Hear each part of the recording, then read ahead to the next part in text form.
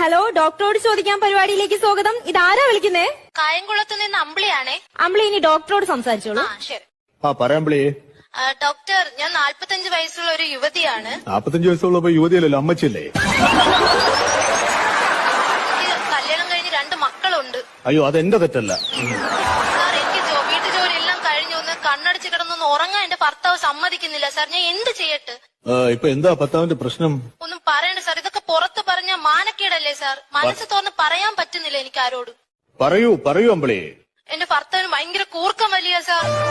കൂർക്കം വലിയ ഡീപ് ആത്മീയ എന്ന് പറയും. അത് ഒരു വലിയ പ്രശ്നമെന്ന് ചിലർക്ക് തോന്നാം, ചെറിയ പ്രശ്നം ചിലർക്ക് തോന്നാം. അപ്പൊ അമ്പിളി ഒരു കാര്യം ചെയ്യും, ഞാൻ പെട്ടെന്നൊരു പരിഹാരം പറയാം. അതായത് നിങ്ങള് 2 വശത്തായിട്ട് കിടന്നുറങ്ങണം. സാർ, നമുക്ക് 2 പേർക്കും കൂടെ കിടക്കാൻ ഒരു റൂമേ ഉള്ളൂ. അപ്പൊ എങ്ങനെയാ സാർ കിടക്കുന്നേ? ഞാൻ അങ്ങനെയല്ല പറഞ്ഞത്. ഒരാൾ കാസർഗോട്ടും ഒരാൾ തിരുവനന്തപുരത്തും.